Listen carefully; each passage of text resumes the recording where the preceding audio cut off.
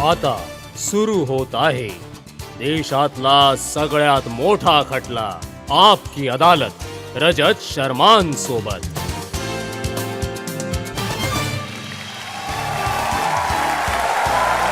नमस्कार. थँक्यू.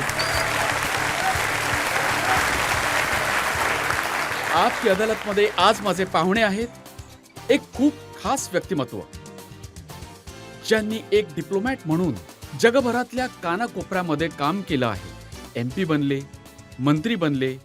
आपल्या करिअरमध्ये 11 प्रधानमंत्रींसोबत त्यांनी काम करण्याची संधी मिळाली. Please welcome union minister Hardeep Singh puri.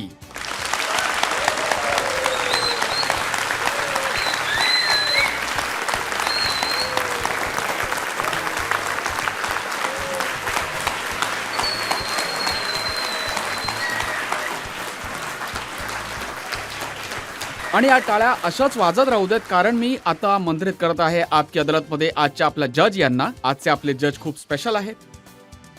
Director general of police राहिलेले आहे. हल्ली त्यांनी एक पुस्तक लिहिलेलं आहे आणि प्रयास नावाची संस्था चालवून खूप चांगलं कार्य करत आहेत. प्लीज वेलकम अमोद कंठ.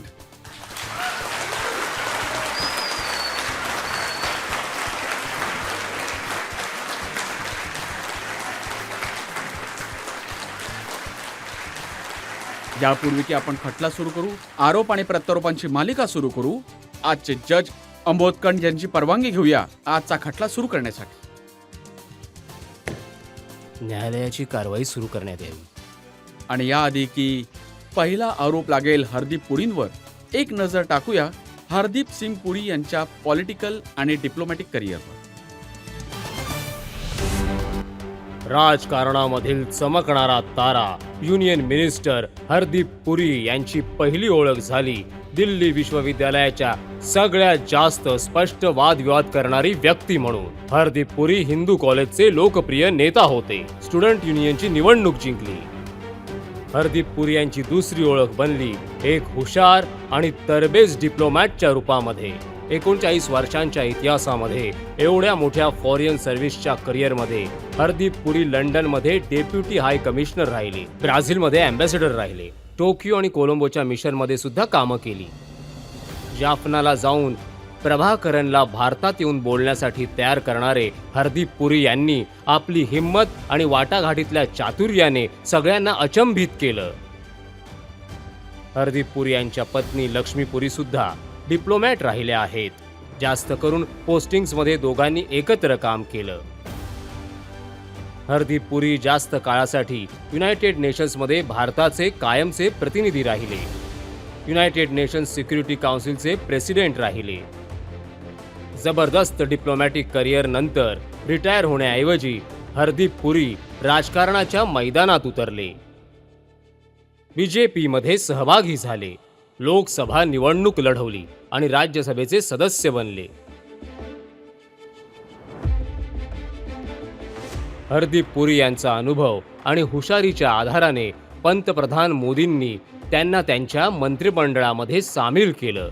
आजकाल हरदीप पुरी यांच्याकडे 2 मंत्रालयांची जबाबदारी आहे, हाऊसिंग अँड अर्बन अफेअर्स आणि petroleum and natural gas. Debater आणि डिप्लोमॅट हरदीप पुरी आपकी अदालतमध्ये आपला खटला स्वतःच लढतील.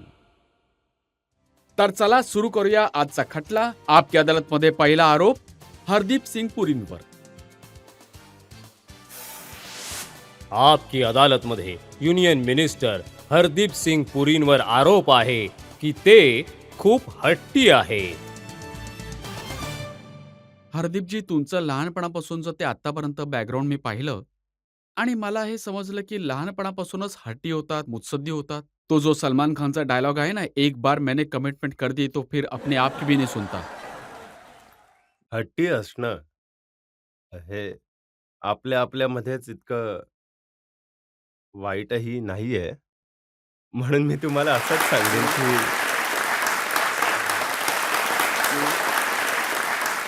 मी हा जो आरोप आहे, हा मान्य करतो आणि त्यातले फक्त बारकावे दाखवतो, की हो, माझ्यामध्ये एक DNA डिफेक्ट म्हणा याला किंवा याला म्हणा की यामध्ये दुसरा कोणाचा दोष नाहीये. आहे आधीपासूनच. 3-4 वर्षाचे असताना किंडरगार्टनमध्ये शिकत होतात, तर कोणत्या मुलाने तुम्हाला छेडलं होतं, तर त्याच्या तोंडात ठोसा मारला होता? अ, 1956 मध्ये जेव्हा मी 4 वर्षाचा होतो, माझं वय, माझ्या वडिलांची पोस्टिंग झाली जर्मनीमध्ये.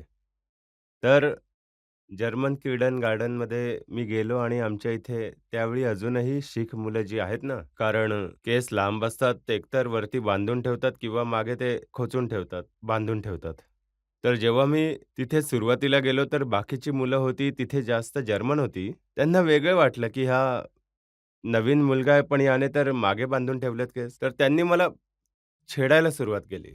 कारण भाषा देखील येत नव्हती आणि त्यांची छेडायची जी पद्धत होती, ती जरा फिजिकल झाली. तसं मी तुम्हाला सांगतो, रजतजी, शाळेतला छळवाद किंवा सिव्हिल सर्व्हिस किंवा पॉलिटिकल लाईफमध्ये जर कोण छळवाद करत असेल, तर त्याला ठोसा मारणं त्या बदल्यात खूप चांगलं असतं दीर्घकाळासाठी. आणि पण सवयी अशा होत्या, मी ऐकलंय, की घरातल्यांनी तुम्हाला जबरदस्ती हॉस्टेलमध्ये भरती केलं गेलं होतं, तर भिंत ओलांडून पळून आलात?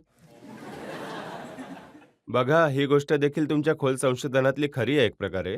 झालं असं, की माझे बाबा कारण ते विदेश मंत्रालयात काम करत होते. त्यांची पोस्टिंग झाली इंडो, चायना, लाओस. तिथे शाळा नव्हत्या इंग्रजी माध्यमाच्या. माझ्या पालकांनी निर्णय घेतला, की मी शाळेत जाईन आणि हिमाचल प्रदेशमध्ये. सुरुवातीला तर मला वाटलं, की कदाचित हा ॲडजस्टमेंट प्रॉब्लेम आहे. पण मी पाहिलं थोड्याच वेळामध्ये, की ती शाळा जी आहे, ती प्रत्येक प्रकारे म्हणजे कोणत्याही पद्धतीने तुम्ही पहा जे शिक्षण तिथे असायला पाहिजे ते बरोबर नव्हतं. तर मी खूप चिठ्ठ्या लिहिल्या, पण ते तुम्हाला तर माहिती आहे पालकांचं कसं असतं, की माझ्या देखील 2 मुली आहेत, नाती आहेत. त्यांना वाटतं, की जे काही मुलं सांगतात ते सगळं बरोबर नसतं. तर मी म्हटलं माझं कोणी ऐकतच नाहीये. तर एक दिवस मी काय केलं थोडाफार पॉकेट मनी मिळायचा. मी त्यातून तिकीट खरेदी केलं आणि परत आलो. मग जो हट्ट धरला तो त्यावेळी देखील योग्य होता. या तर लहानपणीच्या गोष्टी आहेत. तुमच्या तरुणपणातली गोष्ट सांगतो.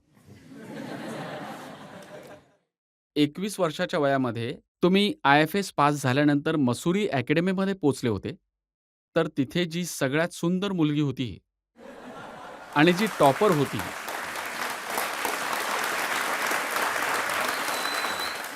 तुमचे बॅचमेट सांगतात, की लगेचच तुम्हाला प्रेम झालं. प्रेम जे असतं ना ते सिनेमांमध्ये होतं. अ, खऱ्या खऱ्या खऱ्या आयुष्यात ज्या समस्या येतात, त्यांना देखील सोडवायचं असतं. आमची समस्या नंतर आली. कारण तुम्ही लक्ष्मी मुर्डेश्वर यांची निवड केली नाही, नाही, जाऊन. मुर्देश्वरला निवडलं नाही. समस्या दुसरीच होती. त्यांनी पण फॉरेन सर्व्हिसची निवड केली आणि मी देखील. तर माझ्या आई-साहेबांकडून आईने म्हटलं, की "जर तुम्ही दोघं राजदूत बनाल, तर मग मॅनेज कसं होणार? घर कोण चालवेल तुमच्यापैकी?" कारण त्या हाउसवाईफ होत्या. तर त्यांना तर ते समजावलं गेलं आणि त्या तयार झाल्या. मग ते यांचे जे वडील होते ते वकील होते, म्हणजे लॉ सेक्रेटरी होते. तर ते म्हणाले, की यामध्ये खूप मोठी समस्या होणार आहे. काय? तर म्हणे लग्न जे आहे ते विशेष विवाह कायद्यानुसारच करावं लागेल. नाहीतर जर हिंदू मॅरेज टू शीख तर लग्नाच्या व्हॅलिडिटीवर जर उद्या प्रश्न उद्भवले तर तर अशा काही गोष्टी होत्या. पण हो, त्याच्यानंतर अ, आता असं आहे आता असं आहे, की जेव्हा अशा गोष्टींचा सामना करावा लागतो तेव्हा जे बॉन्डिंग असतं, जे आहे ते अगदी पण एक घट्ट होऊन गोष्ट जातं. सांगायला तुम्ही हं. विसरलात. तुमचे 3 मामा आले होते तुम्हाला धमकवायला, की यांच्याशी लग्न करू नकोस. नाही. कसं आहे, की एक दिवस माझे बाबा जे आहेत ते थोडेसे थोडेसे इमोशनल झाले होते. ते म्हणाले, की "अरे, हे काय चाललंय? एवढा सगळा शीख समुदाय आहे." त्या जमान्यामध्ये जास्त करून अरेंज मॅरेजेस व्हायचे. तर कोणीतरी म्हणालं, की "अरे, एवढी चांगली-चांगली स्थळं येत आहेत." ते नॉर्मली आमच्या समुदायातली लोकं IAS, IFS एवढं काय त्यावेळी इतके नव्हते. खरं तर माझ्या बॅचमध्ये आम्ही 5 जण आलेलो. तर कोणीतरी हे म्हणालं, तर माझे बाबा म्हणाले, "तुम्ही समजवा." तर तिघांपैकी एक जे सगळ्यात मोठे होते, तर त्यांनी तर त्या वादाला काही विषयच नव्हता. त्यांनी सांगितलं, की "अरे, महाराष्ट्रीयन मुलीसोबत लग्न करणार? अरे, ती लोकं जेवणामध्ये साखर घालतात." तर मी म्हणालो, की "ते महाराष्ट्रीयन नाही करत, गुजराती करतात." तर तो वादाचा विषयच नाही राहिला. मग ते म्हणाले, की "अरे यार, मुलगी तर खूप चांगली आहे आणि सुंदर पण आहे, समजूतदार सुद्धा आहे." तर धमकावलेलं तर कोणीच नव्हतं. कारण माझे बाबा जरा सुरुवातीला जास्तच इमोशनल झाले होते. तर त्यांनी त्यांच्या बाजूने मला समजवण्याचा प्रयत्न केला आणि नंतर मी सांगतो, मी तर त्यांचा मुलगा होतो, माझ्या आई-वडिलांचा, पण खरी मुलगी तर ही झाली. मग एकदम सगळं काही बदलून गेलं. पण हे देखील सत्य आहे, की त्यांनी देखील शीख परंपरेला स्वीकारलं आणि त्या देखील गुरुमुखी वाचू शकतात, बोलू आणि शकतात. मी नाही वाचू शकत. हे देखील सत्य आहे. मी जेव्हा अमृतसरमध्ये निवडणूक लढवत होतो, तेव्हा जसं किंडरगार्टनमधील मुलांना समजवावं लागतं, कधी-कधी मला अशी शिकवणी मिळायची. म्हणजे हे सगळं माझ्या आईबरोबर राहून आणि जेव्हा आम्ही पटियालामध्ये डिस्ट्रिक्ट ट्रेनिंगसाठी गेलो होतो, तर त्यावेळेला गुरुमुखी त्या शिकल्या आणि त्या पाठ देखील करू शकतात आणि करतात पण कधी-कधी आणि आपल्या ज्या प्रार्थना करतात त्यामध्ये आम्ही दोघे आय मीन आमच्या दोघांच्या देखील फॅमिलीज आहेत. मी असं नाही म्हणत, की आम्ही डीपली रिलिजियस आहोत. पण विश्वास करतात, वी आर बिलीव्हर आणि मी विथआऊट हेजिटेशन हे मान्य करायला तयार आहे. She knows more about Sikhism and Sikh religion that I know. आणि मी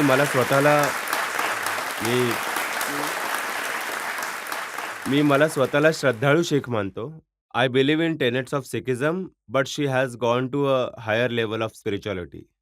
आता मुलं आहेत, मुली आहेत. जेव्हा त्यांनी ठरवलं लग्न करायचं तामिळ फॅमिलीमध्ये, तेव्हा तुम्ही परवानगी दिलीत, की तुम्ही देखील मामाजींसारखे नाराज झाले होते? नाही, नाही. जेव्हा मला समजलं, की ही तामिळनाडूमधील मुलाशी जो तमिळ तमिळ कुटुंब आहे, ब्राह्मण, अय्यंगार आणि मी जेव्हा त्या मुलाला भेटलो, तर म्हणाला, की "मी तर ॲग्नोस्टिक आहे, एथियस्ट आहे." तर मी म्हणालो, "अय्यर-अय्यंगार कसं असू हं. शकतं?" पण मी पाहिलं, खूप इंटरेस्टिंग वाटलं. प्रश्नच नाही उद्भवला आम्ही नकार द्यायचा. तो आम्हाला आमच्या मुलासारखाच आहे. दुसऱ्या मुलीने लग्न केलं आयरिश अमेरिकनसोबत. ते देखील मला वाटलं, की आयर्लंडमधले जे फॅमिली व्हॅल्यू सिस्टम आमचं खूप मिळतं-जुळतं आहे. तर आमच्या तर दोन्ही मुली आता मॅरिड आहेत. आता आमचं सगळं लक्ष नातवंडांकडे आहे. हे तर तुमच्या कुटुंबातल्या आयुष्याबद्दल बोलणं झालं. हट्ट चांगले होते. ॲज अ डिप्लोमॅट जेव्हा तुम्ही श्रीलंकेमध्ये होतात, कोलंबोमध्ये होतात, त्यावेळी तुम्ही प्रभाकरनला भेटायला गेले होते. जंगलामध्ये गेला होतात. जीवनावर संकट ओढावून गेला होतात. हा हट्ट चांगला होता. हो, हट्टाची गोष्टच नव्हती. त्यावेळेस तुम्हाला आठवत असेल श्रीलंकेमध्ये एक एथनिक क्रायसिस, सिव्हिल वॉर तुम्ही असं समजा, की चालू होतं. मला एक मेसेज आला, की मला जाफनाला जाऊन प्रयत्न करायचे आहेत, की जे एल-टी-टीचे लीडर होते, वेलू पिल्लाई प्रभाकरन, त्यांची भेट घेऊन आणि जे भारत सरकार आणि श्रीलंका सरकारमधले ज्या समस्या त्यामधले एक पीस एग्रीमेंट त्याचं अल्टिमेटली नाव निघालं, की इंडिया श्रीलंका पीस एग्रीमेंट 1987 मधलं. त्यातले जे प्रमुख मुद्दे आहेत एल-टी-टी लीडरला त्याची माहिती देण्याबद्दल, तर मला पाठवलं गेलं. त्यावेळी लोक म्हणायचे, की लँडमाईन्स आहेत आणि होते देखील. तर आम्ही नंतर कॉन्टॅक्ट केला आणि जाफनाला जाऊन आणि मला आठवतंय जाफनाला जाऊन गॅनम हॉटेल आहे जाफनामध्ये, तिथे राहिलो. तिथे एल-टी-टीच्या लोकांची भेट झाली आणि त्यावेळेस एकदम बंडखोरीची परिस्थिती होती. तर मला असं कुठे वाटलं नाही, की मी हट्ट करतोय. नाहीतर सरकारकडून आज्ञा होती.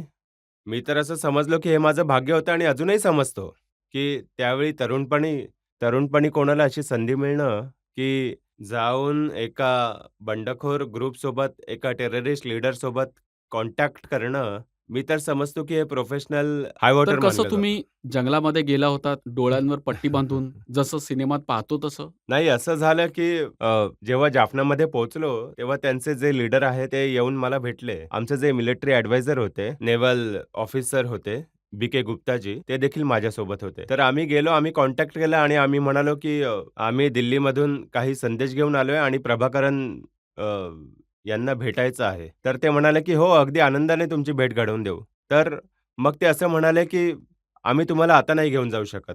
मी विचारलं, "का?" तर ते म्हणाले, "कारण की त्यावेळेला विश्वास तर नव्हता. त्यांना वाटलं, की आम्हाला घेऊन जातील गाडीमधून, तर आमच्यात तेवढी कॅपॅसिटी आहे, की आम्ही रस्ते पाहू शकतो, कुठून कुठे जातोय आणि आम्ही दुसऱ्या कोणाला सांगू आणि त्यानंतर तिथे बॉम्ब ब्लास्ट होऊ शकतो.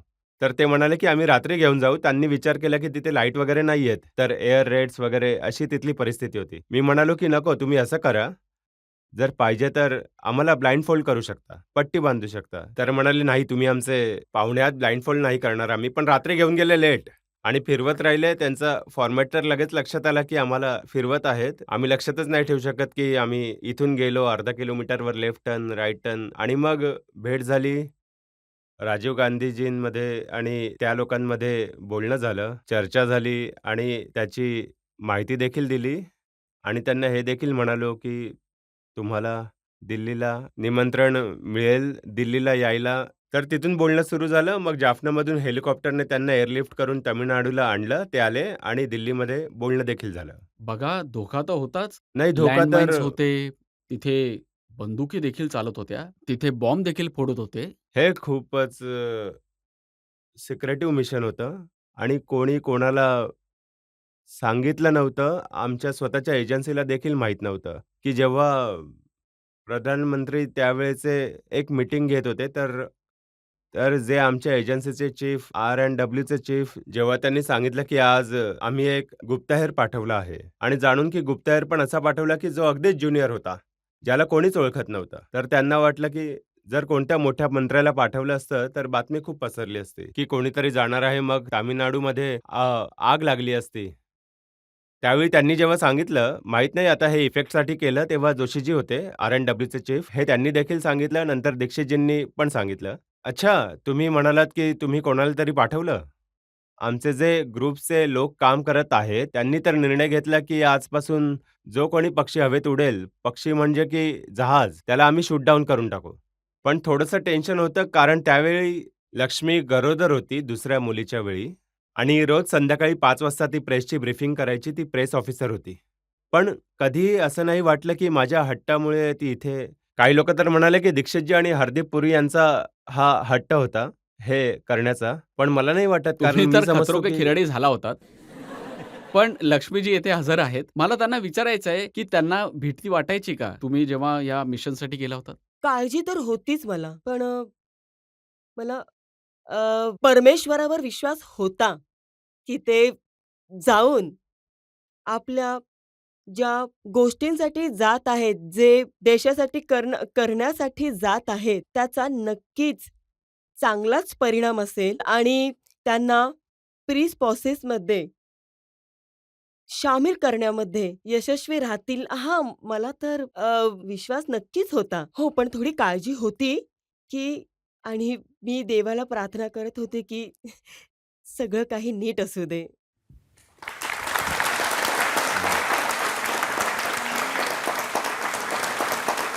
जनतेमधून ज्या लोकांना प्रश्न विचारायचे आहेत.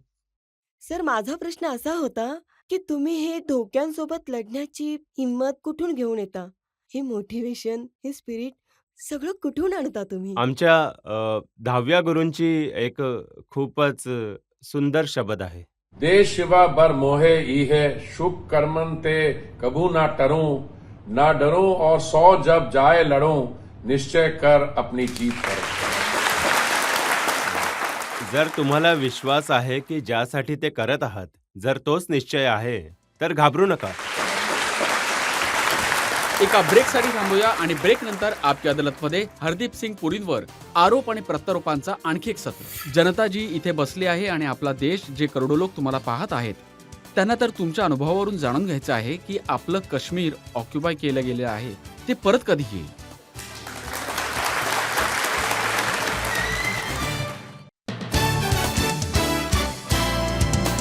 Welcome back.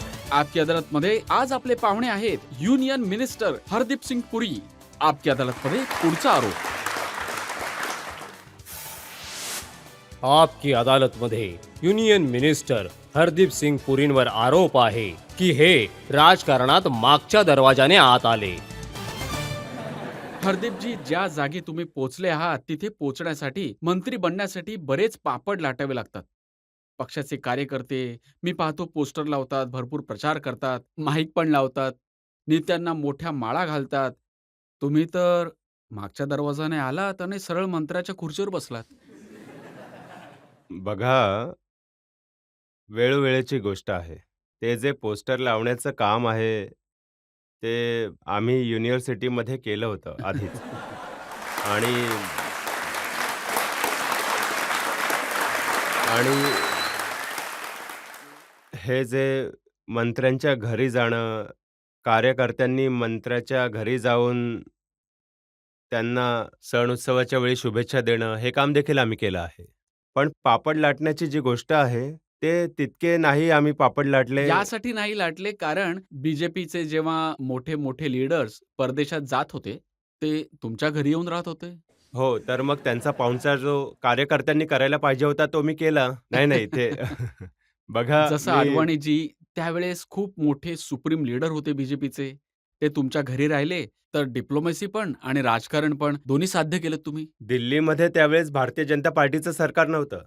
जर मी असं समजतो, की कोणा मंत्र्याला मी माझ्या घरी ठेवलं नसतं, अडवाणीजींना मी यासाठी म्हणालो, कारण कमलाजींना त्यावेळेस काही चेकअपची गरज होती आणि जेव्हा त्या पोहोचल्या तिथे, तेव्हा आम्ही त्यांना असं म्हणालो, की डेलिगेशनमध्ये आले होते. सरकारकडून त्यांना खूप चांगलं हॉटेल देखील मिळालं असतं. पण आम्ही विचार केला, की मी बाकीच्यांचं नाव नाही घ्यायचंय मला. एक वेळ होती, की मिसेस जसवंत सिंग जी आमच्या घरी राहत होत्या आणि एक काँग्रेस नेते आहेत, मध्य प्रदेशचे दिग्विजय सिंग ते देखील राहत होते. तर त्यामध्ये असं काही नाहीये, की अँबॅसेडरला मोठं घर यासाठी दिलं जातं, यासाठी कारण ते ऑफिशियल एंटरटेनमेंट आणि ऑफिशियल लोकांना ठेवू शकतील. नाहीतर लक्ष्मी आणि मला अजूनही मी म्हणतो, मी आता देखील जे घर मिळालं आहे ते सरकारी ऑफिशियल पर्पजसाठी एंटरटेनमेंटसाठी असतं. अटलजींना तुम्ही टोक्योमध्ये जेवायला घेऊन गेला होता तुमच्या गाडीमधून. बघा असं आहे, माझं अगेन सौभाग्य आहे, की जेव्हा मी युनिव्हर्सिटीमध्ये शिकत होतो, तेव्हा माझे एक कलीग होते. ते पी-एम-ओमध्ये जॉइंट सेक्रेटरी पण राहिलेत. अशोक सैकियार. ते आणि आम्ही भेटत असायचो आणि वाजपेयीजी, अडवाणीजी यांना सिनेमा बघायचा खूप छंद होता. तर कधी-कधी मला ते फोन करायचे. अशोक सैकियार सांगायचे, की डिलाईटला जाऊन तिकीट कोण काढेल आणि थ्री व्हीलर कोण आणेल. तर आमचे त्यावेळेपासूनचे संबंध आहेत. बघा टोकियोमध्ये जेव्हा वाजपेयीजी आले, तेव्हा विदेश मंत्री होते. तर त्यांच्यासोबत ते सगळं सिक्युरिटी ताफा होता. तर ते म्हणाले संध्याकाळी, की तुम्ही अशोक मुंबाई त्यांचे पी-एस होते. ते म्हणाले, की "अशोक, तुम्ही, लक्ष्मी आपण सगळे जाऊया आज संध्याकाळी." तर माझी एक छोटीशी होंडा सिव्हिक गाडी होती, ग्रे रंगाची. त्यामध्ये बसवून आम्ही त्यांना जरा टोकियो फिरवलं. तर हे जे सगळं जे तुम्ही जेवायला नेलत, घरामध्ये राहायला दिलत, त्याचा फायदा राजकारणात होतोय की नाही?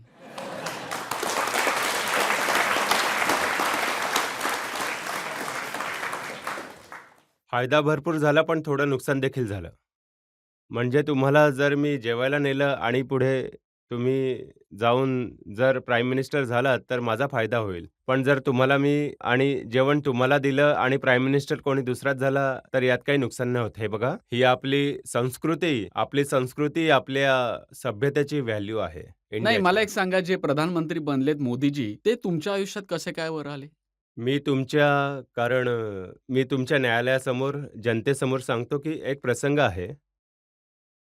मला आठवतं माझी लंडनला पोस्टिंग झाली होती. लंडनला पोस्टिंग होऊन जाण्याच्या आधी त्यावेळी आमचे मोठे मित्र, क्लोज फ्रेंड होते अरुणजी. त्यांनी माझ्यासाठी एक लंच ठेवला होता. 1999 मध्ये. तर त्यामध्ये मोदीजी देखील आले होते आणि खूप लोक होते जे मला आठवतंय अरुणजींच्या लंच दरम्यान एक आमचे बीजेपीचे खूप प्रसिद्ध एम-पी होते. माझे स्टुडंट देखील होते सेंट स्टीव्हन्स कॉलेजचे, शोभनदास गुप्ता. तुम्हाला आठवतंय अरुणजींची सवय होती, की ते जेव्हा कोणत्या कार्यक्रमात बसायचे, तर जास्त कॅमेरा टाईम त्यांच्यावरच असायचा. तर मला अजूनही आठवतंय, की अरुणजी गेले बाथरूममध्ये, तर लांबूनच शोभनदास गुप्ता ओरडला आणि बोलला, "सरदार, आता संधी आहे. काही बोलायचं असेल तर बोलून टाक, नाहीतर 2 मिनिटामध्ये परत येशील." तर ही गोष्ट आहे जवळपास हो, 1999ची. पण त्यावेळेला मोदीजी नाही, पण त्यावेळी कोणी मोदीजी नव्हते. हे बघा, मोदीजी तर आमचे गुड फॉर्च्यून होते. आमचं नशीब चांगलं होतं. म्हणून मला आठवतंय, त्यांनी सांगितलं त्यावेळी सुद्धा, की "तुम्ही लंडनला जातायत, मी येईन." पण लंडनला नाही येऊ शकले ते त्या दरम्यान. पण जेव्हा मी जेनेवाला पोहोचलो, तर मला फोन आला, की मी बोललो होतो, की मी लंडनला येईन. मी नाही येऊ शकलो, पण आता मी जेनेवाला येतोय. त्यावेळी श्यामजी, कृष्णाजी वर्माजींच्या ती राख होती. तर जेनेवामध्ये जे स्मशान होतं, तिथे ते घ्यायला आलेले. तर याच कारणाने त्यावेळी ते गुजरातचे सीएम होते आणि ते नेहमीच खूप जनरस राहिले आहेत आणि अ, मला काहीच संकोच नाहीये, की जी त्यांच्यामध्ये मी क्वालिटीज पाहिली आहेत, खूप कमी लोकांमध्ये पाहिली आहे ती क्वालिटी. बीजेपीच्या सरकारमध्ये, मोदीजींच्या सरकारमध्ये मिनिस्टर कसे काय बनलात? हे तर सांगा? हे तर असं आहे, की एक एक दिवस मला बोलावणं आलं, की की तुम्हाला साहेबांना भेटायचं आहे. संजय भावसारजींचा फोन आला होता. तर मी होतो त्यावेळी कोलंबोमध्ये एक इंडियन ओशन कॉन्फरन्स अटेंड करत होतो. तर मी म्हणालो, की "हो, चालेल आता." मी त्यावेळी टीममध्ये देखील नव्हतो, तर म्हटलं, "चालेल, येईन, भेटेन." तर म्हणाले, "नाही, नाही, भेटेन नाही, आता यायचंय तुम्हाला." तर मी म्हटलं, की "मी बाहेर आहे." तर म्हणे, "तुम्ही या फ्लाइट पकडून." तर मी गेलो भेटायला. तर मोदीजी तिथे एकटेच बसले होते. त्यांनी विचारलं, की "कुठे गेला होतात?" आता अर्धा दिवस तर गेला. तर ते म्हणाले, की "उद्या सकाळी या.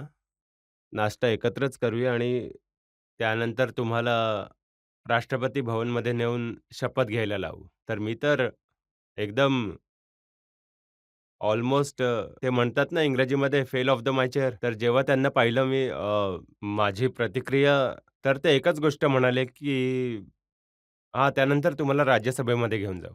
ही आहे 2 सप्टेंबर 2017 ची गोष्ट and the rest is history.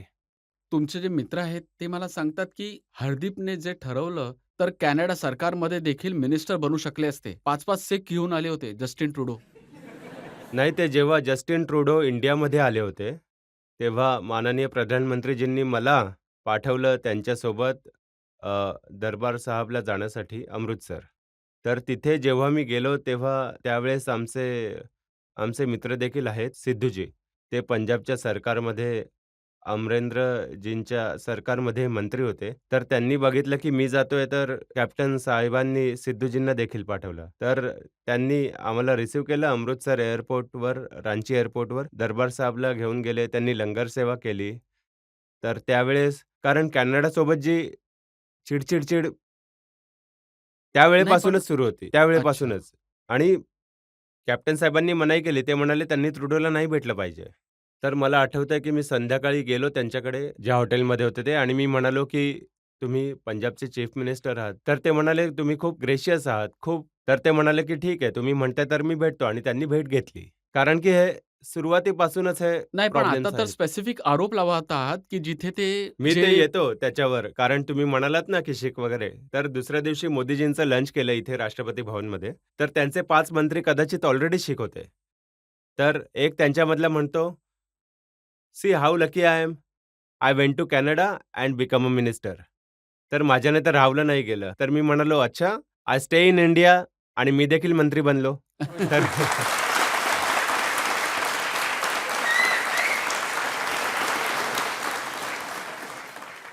तर त्यावेळेस मला आठवतंय, की ते बेन्झ होता, जो म्हणाला होता त्यांचा मंत्री, की अ, सज्जन होता, जो डिफेन्स मिनिस्टर खूप होते आणि आमचे बघा, जो आरोप ते लावत आहेत ना, तुम्हाला मी आता या गोष्टीबद्दल मला वैयक्तिक माहिती नाहीये, पण तुम्हाला आठवतंय, की खूप वर्षांपूर्वी एक एअर इंडियाचं विमान कनिष्क ते एक दुर्घटना घडली क्रॅश होती. झाला होता. हां, क्रॅश झालं हं. होतं. त्यामध्ये 280 किती लोक ते मला लक्षात नाहीये. त्यात त्यांचा मृत्यू झाला. हे जे ऑलरेडी झालं आहे. आता हा जो आरोप तुम्ही लावत आहात, तो कोणावर लावत आहात? हे ज्या व्यक्तीबद्दल बोललं जात आहे निजर, हरदीप सिंग निजर. हे ऑलरेडी त्यांच्या सिस्टममध्ये त्याला व्हिसा एंट्री देण्यापासून कित्येकदा मनाई केली गेली होती. तर तिथे आता जे काही होत आहे ते नाही ते आरोप तर लावत आहेत इंडियन ऑपरेटिव्हवर, हां, तर मग ते इंडियन इंटेलिजन्सवर, की हां, तुम्ही तिथल्या जमिनीवर जाऊन आणखी जे खालिस्तानी मी ॲक्टिव्हिस्ट आहेत त्यांना त्यांना हो, त्यांना ऑफ ऑफ करा. करा. हां, ऑफ करा. तर मी तर तेच सुरुवातीपासूनच सांगतोय, की कनिष्का विमानाचं झालं, ते पण इंडियन ऑपरेटिव्हजनेच जाऊन केलं होतं, एअर इंडियाच्या विमानाचं. जे तिथे बाकी गोष्टी होत्या, बघा, या खूप सोसायटीज आहेत, जशी कॅनडा आहे, यूके आहे. मी जेव्हा माझी पोस्टिंग झाली यूकेमध्ये, त्यांचे विदेश मंत्रालय आहे, फॉरेन अँड कॉमनवेल्थ ऑफिस. त्यांच्या लोकांना जाऊन सांगायचो, मी म्हणायचो, की तुमचा खूप मोठा स्टँडर्ड रिस्पॉन्स असतो, की आमची फ्रीडम आहे, आमची फ्रीडम स्पीच असते आणि आम्ही हे फ्रीडम झाकून नाही ठेवत. पण आता हे फ्रीडम कोण वापरत आहेत? तर तिथे ऑलरेडी एक हिस्ट्री होती. व्हायलन्सची, एक्स्ट्रीमिझमची, ड्रग्सची आणि कोणी केलं आहे हे देखील त्यावेळेला देखील भारत सरकारने म्हटलं होतं, की आमचे कलीग आहेत, आमच्यासोबत काम केलं आहे. अरिंदम बागची, जे ऑफिशियल स्पीकर आहेत, त्यांनी एक खूप मोठी प्रेस ब्रीफिंग केली होती. ते म्हणाले, की जे काही क्रेडिबल एलिगेशन्स आहेत, तुमच्याजवळ जर तुम्हाला वाटतं एलिगेशन कधीच क्रेडिबल नसतात. एलिगेशन हे एलिगेशनच असतात. तुमच्याकडे जर एव्हिडन्स क्रेडिबल्स असतील, तर आम्हाला द्या. नाही, नाही, हरदीपजी, आता तर अमेरिकेने म्हटलंय. फायनान्शियल टाइम्समध्ये बातमी छापली आहे, की पतवंत सिंग पन्नूला मारण्याचा प्रयत्न केले. अमेरिकन्सनी पकडलं, त्यांना वाचवलं. बघा, मी तुम्हाला 2 गोष्टी सांगतो. तुम्ही कारण एक world wide famous media personality आहात.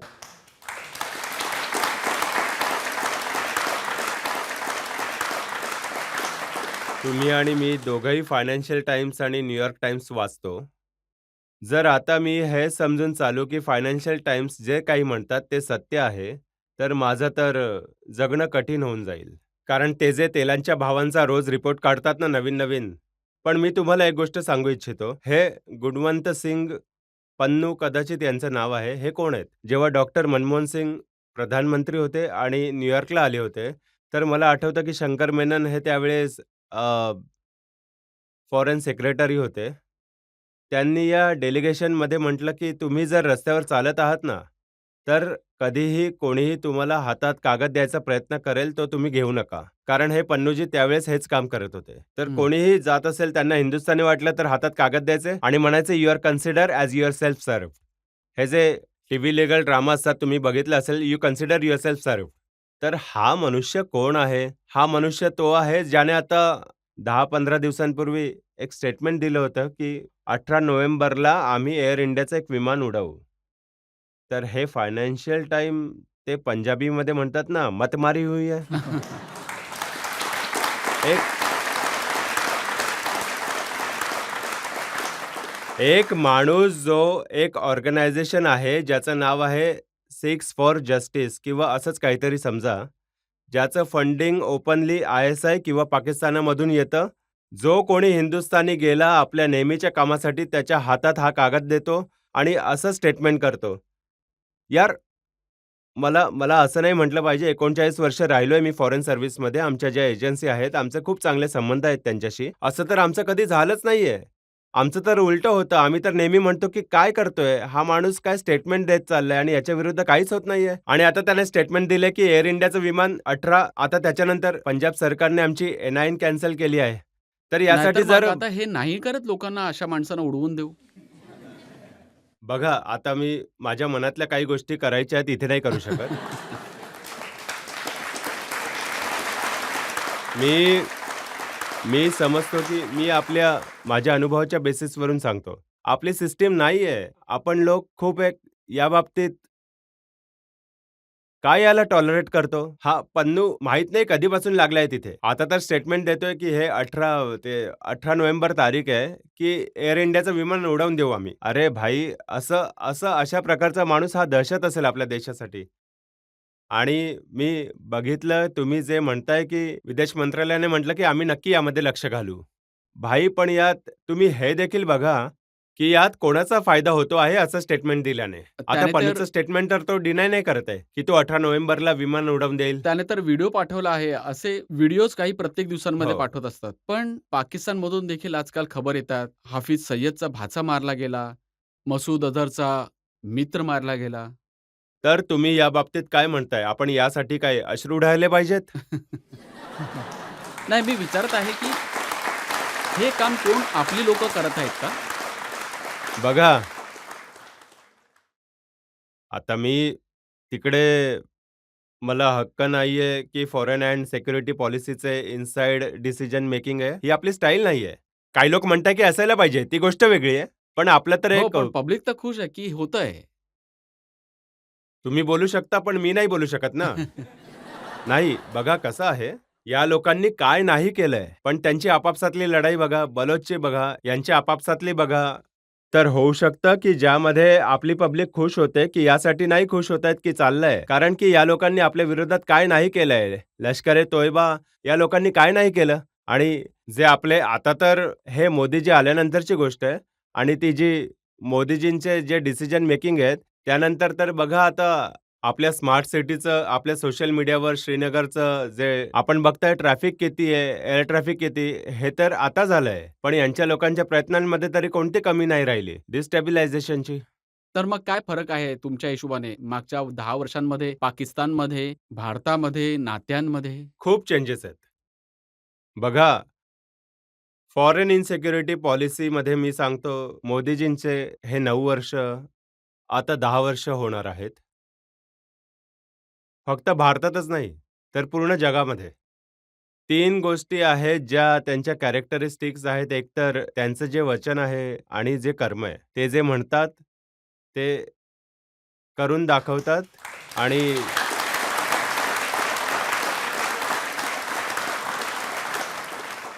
आणि दुसरी गोष्ट, त्यांचं जे देशाप्रती जे स्वप्न आहे, संकल्प आहे, मी काही मोठ्या गोष्टी करत नाहीये. 2047 पर्यंत आपल्याला देशाला विकसित करायचंय आणि बनणार ज्या प्रकारे आपण चाललोय. पण त्यांनी काय सांगितलं होतं? त्यांनी हे सांगितलं होतं, की मी आपल्या आपल्या मंत्रालयाबद्दल बोलत नाहीये. जगामध्ये तुम्ही सन 1700 मध्ये तुमची जी अर्थव्यवस्था होती, ती जगाच्या अर्थव्यवस्थेमध्ये 27-25-27% वारीने वाढत चाललाय.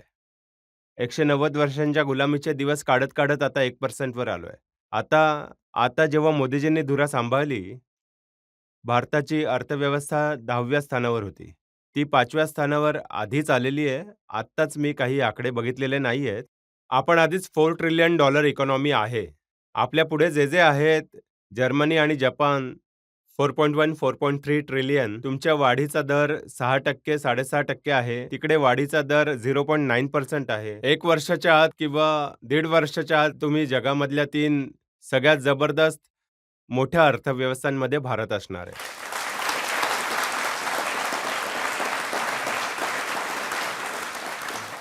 दुसरं, मोदीजींनी हे दाखवलंय, की मी यासाठी नाही म्हणत आहे, की मी त्यांच्या टीममध्ये आहे, पण त्यांनी हे दाखवलंय, की डीपली डिव्हायडेड वर्ल्डमध्ये मोदीजी एक युनिफायरचा रोल निभावू शकतात आणि ते त्यांनी केलंय. G20मध्ये त्यांनी करून दाखवलं. सगळे आपल्या इकडचे लिबरल्स म्हणत होते, की कधीच एग्रीमेंट नाही होणार, हे नाही होणार. चीनची समस्या आहे, तिथे रुसी नाही म्हणणार, अमेरिका हे नाही म्हणणार, ते नाही म्हणणार. मी पूर्ण क्रेडिट देतोय, जी टीम होती. मोदीजींचे नेतृत्व, त्यांचं बारकाव्यांमध्ये जाणं आणि अमिताभ कांत आणि विदेश मंत्रालयामधले लागून राहिलेले होते. एक त्यांचा शू शेर्पा आहे, डेप्युटी शेर्पा माझ्यासोबत काम केलं आहे. तो कधी-कधी मला फोन करतात, की "सर हे लोक कसे ऐकतील?" मी म्हणायचो, "बघ." त्याच्या आदल्या रात्री मी म्हणालो, की "सकाळी 4 वाजेपर्यंत सगळे तयार होतील बघ." कारण की ज्या पद्धतीने तुम्ही G20ची अध्यक्षता केली, ज्या पद्धतीने तुम्ही एक एक G20च्या मीटिंग असतात राजधानीमध्ये, तुम्ही 200 मीटिंग्स 50 वेगवेगळ्या शहरांमध्ये घेतल्या होत्या. मोदीजींनी पर्सनली इंटरेस्ट घेतला आणि त्यावेळी सुद्धा काय बोलले होते? लोकांनी म्हटलं रूस आणि युक्रेनच्या युद्धामध्ये मोदींनी सांगितलं, "this is not a time for war." तीच अल्टिमेटली थीम बनली आहे. तर मी समजतो, की यांनी एक बदल जो आला आहे आपल्या 9-10 वर्षांमध्ये, यामध्ये म्हणून नाही आलं, की आपली प्रधानमंत्री आवास योजना सफल झाली आहे. उज्ज्वला योजना खूप चांगली चालली आहे. आपली मेट्रो सिस्टीम जगातली दुसऱ्या नंबरची सिस्टीम बनणार आहे आता. एक नॅशनल स्पिरिट जे तुम्ही चंद्रयानचे करतात, मी म्हणतो, की you are on the moon and over the moon आणि ते स्पोर्ट्समध्येही दिसतंय. बाकी ठिकाणी हे एका नेत्याचा रोल असतो आणि तो त्यांनी एवढ्या छान पद्धतीने सांभाळला आहे, की मी सांगतोय, की आता पुढच्या येणाऱ्या काळात मी हे नाही म्हणत आहे, की निवडणुका येतायत ते आपल्या 5 राज्यांमध्ये. हे जे इंडिया स्पिरिट आहे त्यांचं, ते नाही, तेच मला आहे. तुमचं म्हणणं मान्य आहे, की मोदीजींनी इंडिया स्पिरिटला उभं केलं. आज भारताला जगाच्या लीडरशिपमध्ये उभं केलं गेलंय.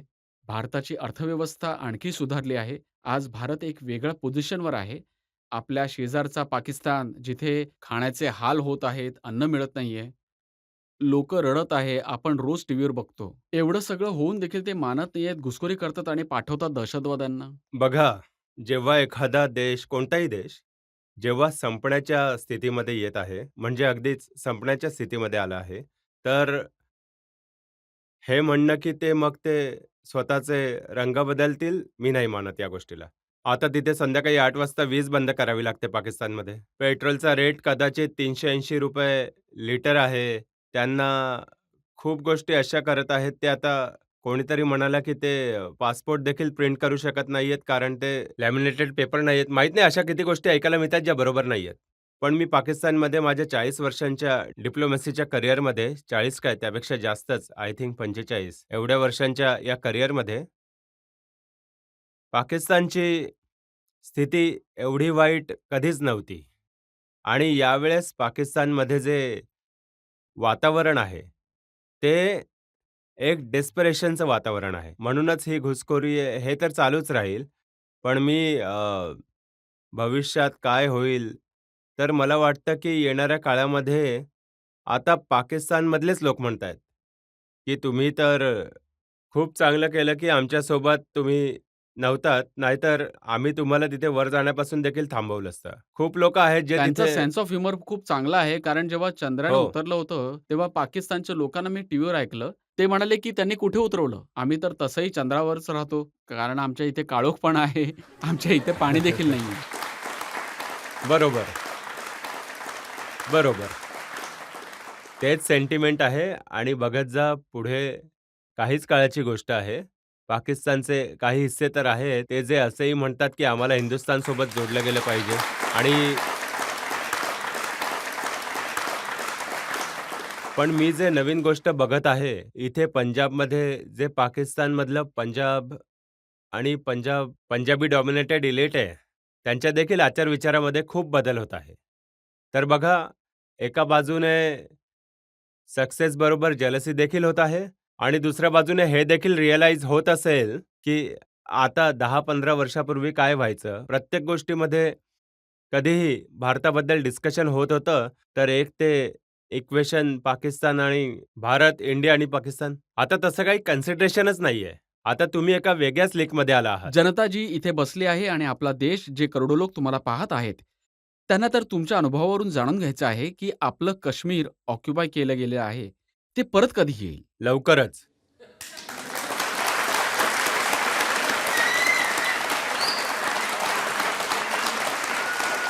ते मी जेव्हा जिनेव्हामध्ये अँबॅसेडर होतो, तर पाकिस्तानचा जो अँबॅसेडर होता, पर्मनंट रिप्रेझेंटेटिव्ह होता, तो तर जेव्हा मी न्यूयॉर्कला गेलो, न्यूयॉर्कला देखील आला. त्यांनी बोलावलं पाकिस्तान ऑक्युपाईड काश्मीरचा प्रेसिडेंट बनण्यासाठी. तर कधी-कधी माझं मन होत असतं त्याला विचारण्यासाठी, की "भाई, आता खूप झालंय, यायचं असेल तर मला सांग."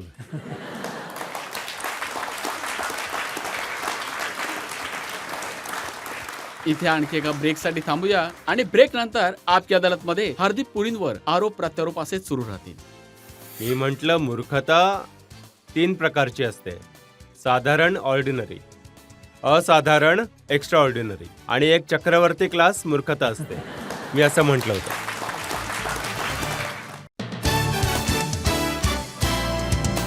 Welcome back. आपकी अदालतमध्ये आज आपण खटला चालवतोय, प्रश्न विचारतोय केंद्रीय मंत्री हरदीप सिंग पुरींना. आपकी अदालतमध्ये पुढचा आरोप. आपकी अदालतमध्ये युनियन मिनिस्टर हरदीप सिंग पुरींवर आरोप आहे की राजकारणात आल्यानंतर हे डिप्लोमसी विसरले आहेत. हरदीपजी, काँग्रेसचे लोक म्हणतात की इथे मोठे डिप्लोमॅट राहिलेत. राजकारणात आल्यानंतर माहित नाही हरदीपजींना काय झालं आहे. राहुल गांधींना गाढव असे म्हणाले ते. नाही. कधीच नाही म्हणालो. मी कधीच नाही म्हणालो. मी असं म्हणालो, जेव्हा त्यांनी काहीतरी आपल्या नेत्यांबद्दल म्हणाले, मी म्हटलं मूर्खता 3 प्रकारची असते. साधारण, ऑर्डिनरी, असाधारण, एक्स्ट्रा ऑर्डिनरी आणि एक चक्रवर्ती क्लास मूर्खता असते. मी असं म्हटलं होतं. नाही, ते तर तुमचं स्टेटमेंट माझ्याजवळ आहे, ज्यामध्ये तुम्ही म्हणालात की you are getting a as to run your horses race. नाही, ते तर मी मराठीमध्ये ट्रान्सलेट केलं की घोड्यांच्या जागी तुम्ही गाढवांना नाही. पळवताय. हे हे हा एक शब्दार्थ आहे. इट्स अॅन एक्सप्रेशन, की तुम्ही समजून चला, तुम्ही घोड्यांची रेस आहे. म्हणजे काय, ते चांगली स्पर्धा सुरू आहे. त्यामध्ये तुम्ही घोड्याला रिप्लेस करून कोणत्याही दुसऱ्या प्राण्यासोबत करता, नाही ते तर बोलण्याची गोष्ट आहे. याचा अर्थ असा नाही की मी त्यांना गाढव मी कधीच नाही म्हणालो. मी तर असं म्हणालो की ही एक भावना आहे. त्याने त्यांचा अर्थ हाच काढला आहे, की राहुलजींना तुम्ही गाढव म्हणालात आणि ते म्हणाले, की हा 2 पैशाचा ट्रोल आहे. नाही, नाही. मी हे पण नाही बोललो. हे बघा मी असं म्हणालो, मी कोण लागून गेलो? ते एक इतक्या मोठ्या पक्षाचे नेते आहेत, त्यांची इतकी मोठी लिस्ट आहे आणि ते एका अशा कुटुंबातून येतात ज्यांचं खूप मोठं योगदान राहिलं आहे भारताच्या स्वातंत्र्य चळवळीमध्ये, तर मी असं नाही म्हणालो. तुम्ही हे ट्विट केलं होतं, साला काँग्रेस. बघा, मी काय ट्वीट केले. इटालियन भाषेमध्ये ज्याबद्दल तुम्हाला जास्त ज्ञान नसेल, मला देखील नाहीये. इटालियन भाषेमध्ये कॉन्फरन्स रूमला साला काँग्रेसी बोललं जातं. नाही, हे हे हे खरं आहे. त्यामध्ये काय लोक खूप तुम्ही- नाराज झाले त्यावरून. तुम्हाला माहित होतं नाराज होणार आहे? नाही का होतील? अरे नाही. एक कॉन्फरन्स रूम इटलीमध्ये त्याला साला काँग्रेसी म्हणतात. याचा काय अर्थ आहे?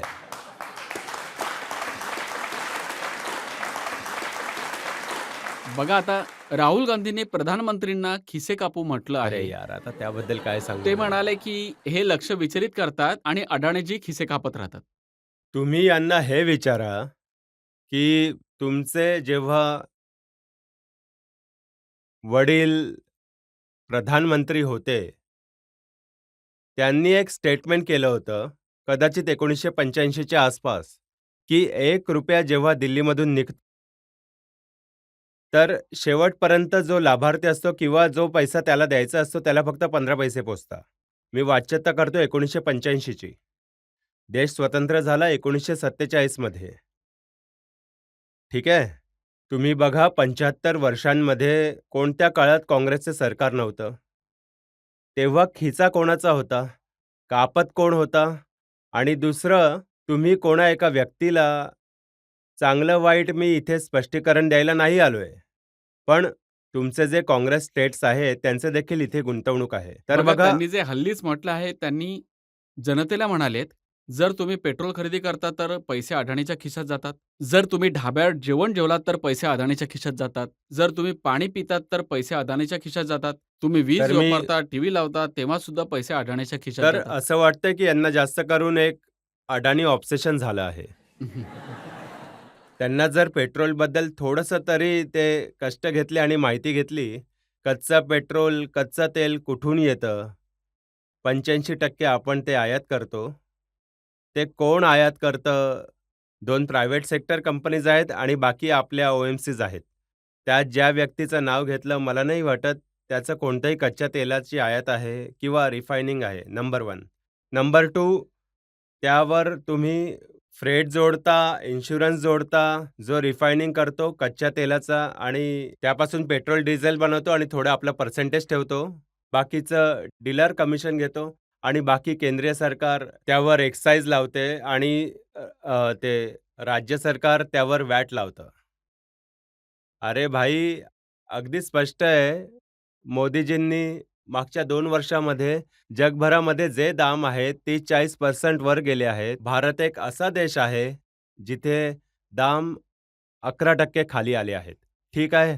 का आले आहेत? कारण मोदीजींच्या केंद्रीय सरकारने 2 वेळेत नोव्हेंबर 2021 मध्ये आणि मे 2022 मध्ये त्यावेळेस आपलं एक्साईज कमी केलं आहे. 13% ₹13 आणि ₹16 पेट्रोल आणि डिझेलचे भाव कमी केलेत. ओके. भारतीय जनता पार्टीच्या स्टेट्सने आपलं व्हॅट कमी केलं आहे. म्हणून तर राजस्थानमध्ये ₹108 लिटर पेट्रोल विकलं जातं प्रति लिटर आणि बीजेपीच्या लखनौमध्ये ते ₹96 विकलं जातं. तर ₹12 फरक आहे. याचं उत्तर द्या. तुम्ही जेवण जेवता सकाळी तर त्याचे जे टॅक्स आहेत ते अदानीजींकडेच जातं. तुम्ही पेट्रोल भरतात ते माहित नाही हे सगळं कुठून म्हणतात. ते असं देखील म्हणतात, की हरदीप पुरी जेव्हा सिव्हिल एव्हिएशन मिनिस्टर होते, 6 एअरपोर्ट अडाणीला दिले. नाही, पहिली गोष्ट तर त्या एअरपोर्टचं ऑक्शन मी यायच्या अगोदर झालं होतं. ही पहिली गोष्ट झाली. दुसरी गोष्ट अशी आहे, की तुम्ही एक ओपन ट्रान्सपरंट ऑक्शन करतात. त्यामध्ये तुम्ही म्हणाल, की तुमचा चेहरा मोरारजी देसाई बरोबर जुळत असेल किंवा तुमचं नाव हे आहे असं नाही होऊ शकत. कोणीतरी बीडमध्ये जिंकलंय आणि जेव्हा मी एअरपोर्ट बरोबर डील करायचं सिव्हिल एव्हिएशन. तर एक मोठं एअरपोर्टचं ऑक्शन होतं. जेवर, जे दिल्लीच्या आसपास आहे. जेव्हा एअरपोर्ट तयार होईल, तेव्हा दिल्ली इंदिरा गांधी इंटरनॅशनल एअरपोर्ट आणि जेवरचं जे ट्रॅफिक असेल, it will be more than London, Heathrow, Gatwick and Stansted put together. माझं माझं माझं योगीजींसोबत बोलणं झालं एकदा. असंच आम्ही बोलणं चालू होतं अगदी हलक्या वातावरणात. तर कोणीतरी विचारलं, की हे एअरपोर्टचं ऑक्शन कसं यशस्वी झालं पाहिजे? मी म्हणालो, की एकच मार्ग आहे. अगदी ओपन, ट्रान्सपरंट बीट करा आणि तेच होईल. यामध्ये काय होईल? यामध्ये एक कंपनी आहे झ्युरिक, जी त्यांची आधी होती ते आले आणि ज्या व्यक्तीबद्दल तुम्ही बोलत आहात त्यांचं नाव खाली आलं. हे तर बिडिंगवर आहे आणि किती अग्रेसिव्हली तुम्ही बीट करता. तुमच्याबद्दल काँग्रेसचे लोक म्हणतात की हरदीप पुरींची युटिलिटी उपयोगिता फक्त एवढीच आहे की गांधी कुटुंबाच्या विरोधात उलटसुलट वक्तव्य करणे. हे पार्ट टाइम मिनिस्टर आहेत, फुल टाइम ट्रोलर आहेत. माझी युटिलिटी काय आहे हे तर दुसऱ्याने परीक्षण केलं पाहिजे. जिथपर्यंत यांची गोष्ट आहे, मी समजतो की एका वर्षात 365 दिवस असतात. जर 2% वेळ देखील जर यांच्याबद्दल कोणी वक्तव्य केलं आहे, तर तुम्ही कॉन्टेक्स्ट बघा. कारण मला ना या लोकांबद्दल काही ऑब्सेशन आहे किंवा काही आहे. प्रियांका गांधींची जी तक्रार आहे ती मी वाचून दाखवतो, चालेल. जी त्यांनी सांगितली आहे. त्या म्हणाल्या की राहुल गांधी जगातल्या 2 मोठ्या संस्थानांमध्ये शिकला आहे. हार्वर्ड आणि कॅम्ब्रिजमधून डिग्री घेतली आहे. तुम्ही त्यांना पप्पू म्हणून संबोधता. डिग्री तुम्ही पाहिल्या नाहीत, सत्य तुम्ही पाहिलं नाही, तुम्ही त्यांना पप्पू बनवून टाकलं. मी कधीही त्यांना पप्पू नाही म्हणालो. पप्पू तर टर्म ऑफ अफेक्शन आहे. आता मी तर माझ्या कोणाच्या मुलाला देखील पप्पू नाही म्हणणार. अरे! माझी माझी तेवढी लायकीच नाहीये. ते इतके मोठे लीडर आहेत. त्यांचे वडील प्राईम मिनिस्टर होते, त्यांची आजी प्राईम मिनिस्टर होती, त्यांचे पणजोबा देखील प्राईम मिनिस्टर होते. मी कोण असतो त्यांना पप्पू म्हणणारा? पप्पू तर टर्म ऑफ अफेक्शन आहे आणि पप्पू म्हणायला माझं त्यांचं जवळचं नातंच नाहीये, त्यामुळे मी म्हणू नाही शकणार. चला जनतेमधून काही प्रश्न घेऊया. खलिस्तानबद्दल सध्या खूप चर्चा होत आहे आणि खूप गायक देखील यांच्या सपोर्टमध्ये आले आहेत. माझा प्रश्न असा आहे, की पंजाबच्या तरुण पिढीला काय मेसेज देऊ शकता, की काय योग्य आहे आणि काय चुकीचं आहे? हे कुठे आहे? खलिस्तान. एकतर हे बनेल कॅनडामध्ये, कारण सगळे खालिस्तानी तिथेच घुसलेत.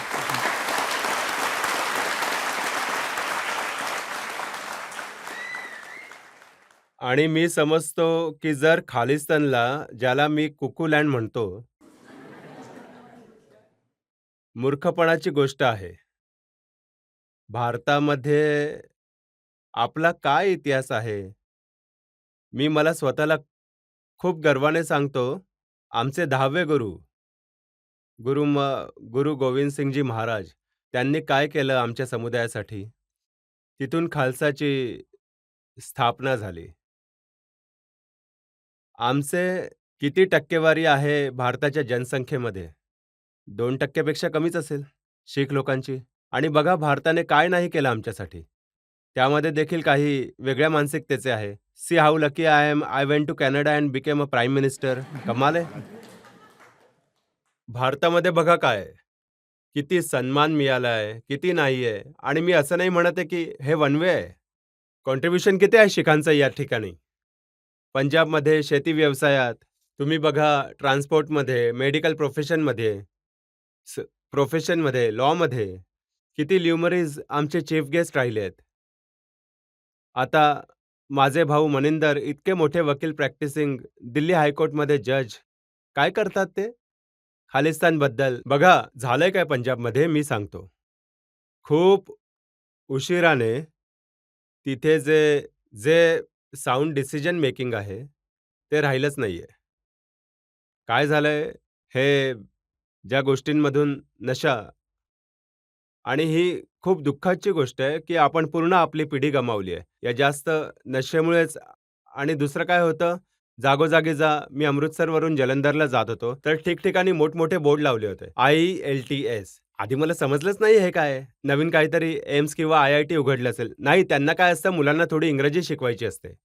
थोडी इंग्रजी शिकवून काय करतात, ते जेव्हा इंटरव्ह्यूला जातात, तेव्हा एक कॉमेडियन आहे. ट्रेव्हर कोणीतरी साऊथ आफ्रिका ओरिजिनमधला. ते हो, ट्रेव्हर नोव्हा. तर त्याला तिथे कोणीतरी विचारलं, की हे इंडिया आणि कॅनडाबद्दल, तर इंडिया काय चीज आहे? तर म्हणतो, "that's country which supplies cheap labour to Canada." कमाल आहे. इथे जर ट्रक ड्रायव्हर जाईल, तर तिथे त्याला तर चांगले पैसे मिळतील. जे करेल त्यासाठी चांगला विचार, चांगला शिकलेला जाईल. तर छोटी नोकरी करावी लागेल. तर हे अगदीच आता आई-बाप म्हणतात, की याला फॉरेनला पाठवायचंय. अरे बाबा, फॉरेन बघायचंय, फॉरेन पाठवायचं काय? मी अगदी ठामपणे या कार्यक्रमाच्या माध्यमातून सांगतो. थोड्याच दिवसांची गोष्ट आहे. जे लोक तिथे गेले आहेत, आता इकॉनॉमिक अपॉर्च्युनिटी इंडियामध्ये आहे. लोक परत येतायत, डॉक्टर्स परत येतायत, बाकी लोकही परत येतील.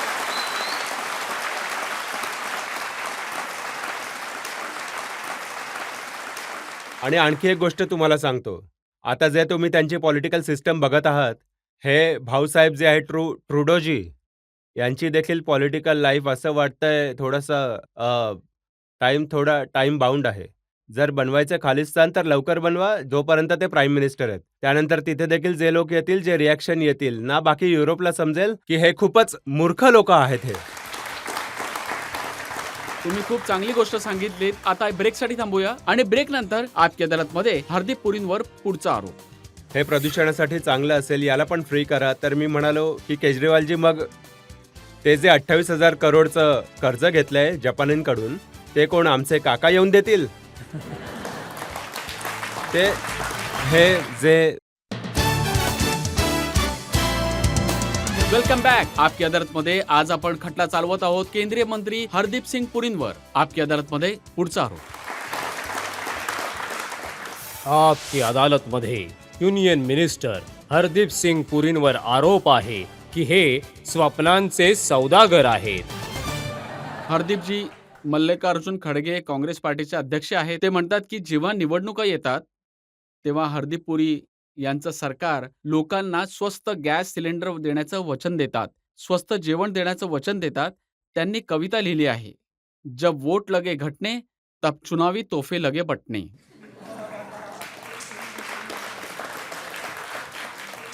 यमक चांगलं जुळवलंय कवितेचं, पण मला वाटतं खडगेजी स्वतःच थोडे त्रासलेले असतात. का असतात? अध्यक्ष ते आहेत, पण त्यांचं कोणी ऐकतच नाही. का कोण कोणाचं ऐकतात ते तुम्हालाही देखील माहिती आहे, मला देखील माहिती आहे. म्हणून खडगेजींचं हे म्हणणं, की आम्ही गॅस सिलेंडरचे भाव कमी करावे, तर खडगेजी जर योग्य ठिकाणी काँग्रेस पार्टीचे अध्यक्ष जर ठाम असते, तर त्यांना फक्त गेलोतजींना सांगायचं होतं, "अरे भाऊ, 11 रुपयांनी पेट्रोल तू महाग विकत आहेस." नाही, पेट्रोलसाठी ते म्हणतात की ज्या वेळेस त्यांचं सरकार होतं त्यावेळेस ₹150 बॅरेलचा रेट होता आणि 71 रुपयांनी ते मिळायचं. आज 80-82 रुपये बॅरेलचा रेट आहे आणि इथे आजही 96 रुपये 97 रुपयांनी मिळत आहे. त्यांच्या सरकारबद्दल बोलणं होतंय, तर जेव्हा एक खूप इंटेलेक्च्युअल विद्वान वित्तमंत्री होते, तेव्हा तुम्ही देखील समजून जाल, की मी कोणाबद्दल बोलतोय. तर यांनी काय केलं होतं, त्यांच्यासमोर देखील समस्या आली. तर काय झालं? त्यांनी एक ऑइल बॉन्ड फ्लोट केले. ऑइल बॉन्ड होते 1,41,000 करोडचे. ऑइल बॉन्डचा अर्थ असा आहे, की पंजाबीमध्ये म्हणतात, "कर्जाले नाना, तो भुगते उन्नो पोता." तर 1,41,000 करोडचे ऑइल बॉन्ड फ्लोट केले त्यांनी आणि आता आपल्याला परतफेड करावी लागते 3,50,000 करोड. ही आहे यांची अर्थव्यवस्था. तर खडकेजींना हे सांगा, की यावेळी पेट्रोलचे भाव 2 वर्षामध्ये 11% कमी झाले आहेत. 80 करोडपेक्षा अधिक लोकांना मोदीजी दिवसातल्या 3 वेळेचं ड्राय रेशन मोफत देत आहेत. 220 करोड व्हॅक्सिन डोसेस बनवले मोदीजींनी आणि मोफत लोकांना वाटले. हे तर आम्ही केलं आणि ऑइल बॉन्ड देखील फ्लोट नाही केले. हा मोदीजींचा चमत्कार आहे. आणि दुसरे तुमचे मित्र आहेत केजरीवालजी. दिल्ली आणि आसपासची जी शहरं आहेत, यामध्ये प्रदूषणाची इतकी वाईट अवस्था आहे, लोकांना नाकाने विष प्यावं लागत आहे. मी नेहमीच म्हणतो, की असं प्रदूषण जे आहे, जे जगभरामध्ये मी समजतो त्याचा जो काउंट आहे सगळ्यात डेंजरस आहे. हे याचे एकच कारण आहे, ते आहे सुखगवत जाळणे. म्हणून आम्ही जे करत आहोत, आम्ही एक पानिपतमध्ये सेकंड जनरेशन प्लांट बनवलं, ज्यात गवतापासून मिथेनॉल बनवतोय. आता मी जर्मनीला गेलो होतो, तिथे आम्ही कॉम्प्रेस बायोगॅस प्लांट भरपूर सारे बनवणार आहोत. पण जोपर्यंत हे सुकं गवत जाळण्याचे हे जे सिंपल शॉर्टकट सोल्युशन आहे, या प्रदूषणाचं आम्ही बघा, ते त्यांनी तर हरदीपजी ब्लेम केलं आहे हरियाणा सरकारला. म्हणतात की पंजाबमधली तर 70% सुखगवत कमी केले आहे, पण हरियाणामध्ये आता जळू लागले आहे म्हणूनच. असं केजरीवालजींना म्हणा की तुम्ही सॅटेलाइट इमेजरी बघा. तिथे तुम्हाला समजेल की रेड स्पॉट कुठे आहे.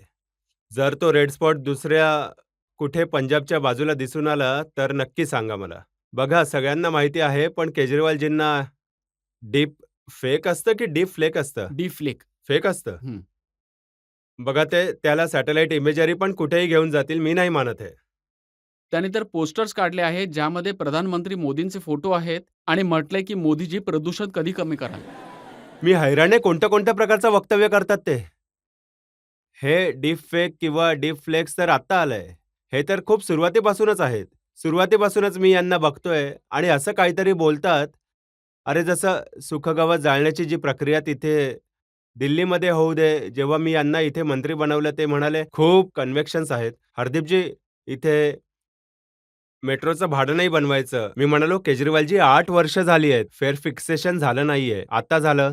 तर 6 महिन्यापूर्वी एप्रिल 2017 मध्ये ऑलरेडी अर्धं झालंय. आता यावेळी नाही, हे प्रदूषणासाठी चांगलं असेल, यालाही फ्री करा आणि त्यालाही. तर मी म्हणालो, केजरीवालजी, मग ते जे 28,000 करोडचं कर्ज घेतलंय जपानींकडून, ते कोण आमचे काका येऊन देतील? ते हे भगवंत मान नवीन मुख्यमंत्री बनले, हे पण आहेत, हे पण मोफत करा, ते पण मोफत करा. करा. तुम्ही तुम्हाला लोकांना सुविधा द्यायच्या आहेत, करा. मग कोणीतरी विचारलं, हे पैसे कुठून येतील? तर म्हणे सेंट्रलमधून घेऊ. अरे, हे नवीन प्रकारचं राजकारण आहे. तुम्ही रिस्पॉन्सिबल स्पेंडिंग पण करा.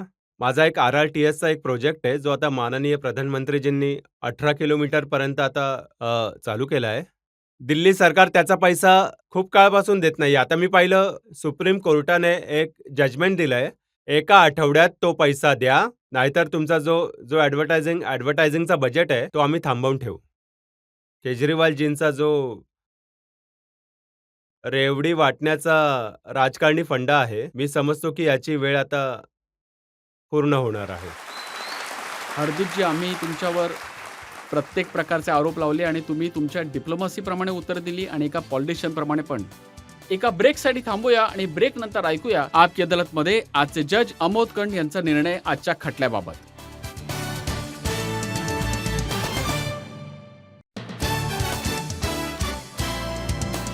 Welcome back. आपकी अदालतमध्ये आज आपण खटला चालवला केंद्रीय मंत्री हरदीप सिंग पुरींवर. त्यांना विचारलं त्यांच्या मंत्रालयाबाबत, काँग्रेसच्या सुद्धा आरोपांबाबत, त्यांच्या डिप्लोमसीबद्दल देखील, त्यांच्या ब्रेव्हरीबद्दल, त्यांच्या धाडसाबद्दल. आता वेळ झाली आपकी अदालतमध्ये आजचे जज फॉर्मर DGP अमोद कंड यांच्या निर्णयाची.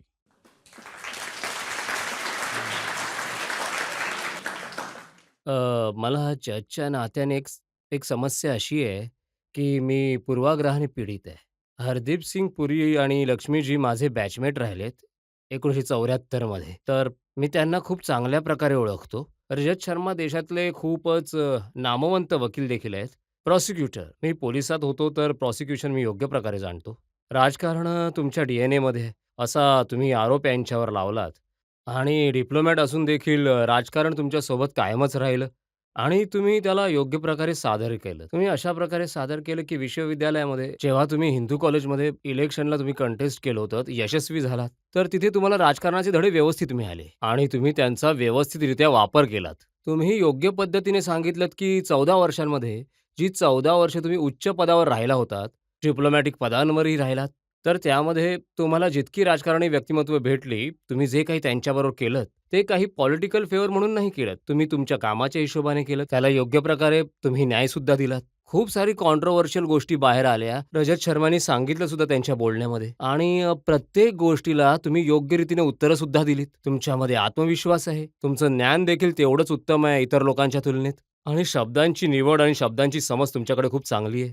जेव्हा कॅनेडियन प्राईम मिनिस्टरचा मुद्दा असतो किंवा कॅनडामध्ये आता ज्या गोष्टी घडतायत किंवा आता पेट्रोलच्या किमतीबाबत जे तुम्ही आता लोकांना समजवण्याचा प्रयत्न केलात, हाउसिंग मिनिस्ट्रीच्या वतीने, पेट्रोलिंग मिनिस्ट्रीच्या वतीने ज्या बऱ्याचशा गोष्टी तुमच्यासमोर येत आहेत, हे खूपच विद्वान व्यक्ती असल्यामुळेच आणि खूप वेळेपर्यंत तुम्ही सरकार देखील अनुभवलंय, डिप्लोमसी पाहिली आहे, राजकारण पाहिलंय. या सगळ्या गोष्टी लक्षात घेता हरदीप सिंग पुरी एक अतिशय एक्स्ट्रा ऑर्डिनरी एक पर्सनॅलिटी म्हणून समोर येतात आणि तुम्ही प्रत्येक गोष्ट व्यवस्थितरित्या मांडलीत. त्यासाठी तुम्हाला शुभेच्छा देतो. याच शुभेच्छांसोबत धन्यवाद. आज आपल्या देशामध्ये खूप असे कमी लोक आहेत ज्यांच्यामध्ये इतका जास्त जगाला पाहण्याचा आणि समजण्याचा अनुभव आहे जसा हरदीप पुरींना आहे आणि अपेक्षा आहे की ते सामाजिक आयुष्यात असेच राहतील, देशाची सेवा करत राहतील. आप की अदालतमध्ये माझी तुमच्यावर पुन्हा भेट होईल पुढच्या आठवड्यात एका नवीन व्यक्तिमत्वासोबत. तोपर्यंत नमस्कार.